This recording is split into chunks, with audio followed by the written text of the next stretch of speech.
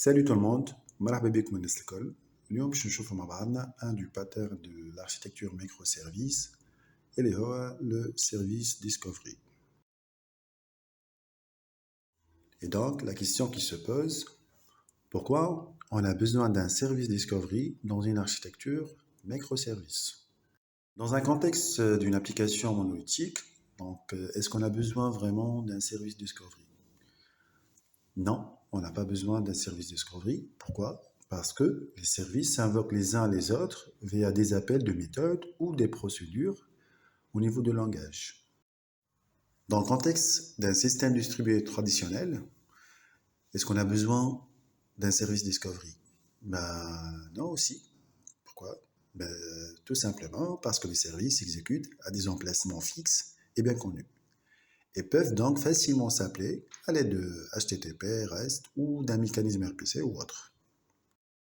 Dans une architecture microservice, une application s'exécute généralement dans des environnements virtualisés ou containerisés, où le nombre d'instances d'un service et leur emplacement changent de manière dynamique. Pour cela, vraiment, on a besoin d'un service discovery. Donc, il faut répondre à cette question. Comment le client d'un service découvre-t-il l'emplacement d'une instance de service?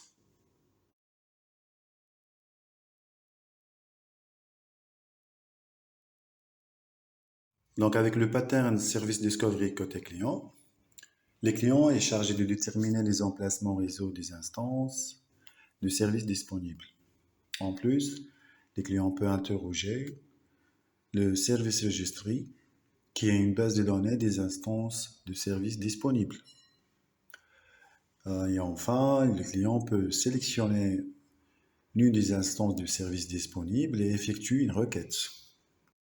Un excellent exemple du modèle de service discovery côté client, c'est le Netflix Eureka, qui est un registre de services qui fournit une API REST pour gérer les enregistrements des instances de services et en plus pour interroger les instances disponibles. Dans l'exemple, on va voir ensemble l'utilisation de Spring Cloud Netflix qui présente une implémentation du pattern Service Discovery côté client. Et donc pour les développeurs qui ne connaissent pas vraiment Spring Cloud Netflix, je vais faire une petite introduction sur les caractéristiques de Spring Cloud Netflix. On peut dire aussi Eureka. Les instances Eureka peuvent être enregistrées et les clients peuvent découvrir les instances à l'aide de bins gérés par Spring. C'est d'une part. D'autre part, le serveur Eureka intégré peut être créé avec une configuration Java déclarative. On va commencer par le service Discovery Eureka Client de Spring Cloud Netflix. Donc, on va voir comment on peut l'utiliser dans une application Spring Boot Spring Cloud. On commence donc par l'ajout de la dépendance Spring Cloud Starter Netflix Eureka Client dans le POM.xml du projet. Et après, on ajoute la notation Enable Eureka Client au niveau de la classe principale Gateway Application pour activer l'inscription auprès du serveur Eureka. Et enfin, dans le fichier application.properties, il faut ajouter la zone par défaut qui représente l'emplacement du serveur Eureka.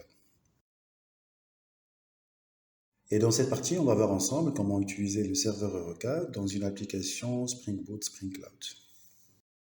Commençons par ajouter la dépendance Spring Cloud Starter Netflix Eureka Server dans le POM.xml du projet. Et après, au niveau de la classe principale Discovery Application, on doit ajouter la notation @enable Eureka Server pour activer l'utilisation du serveur Eureka. Et enfin, il faut ajouter ces propriétés dans le fichier application.properties.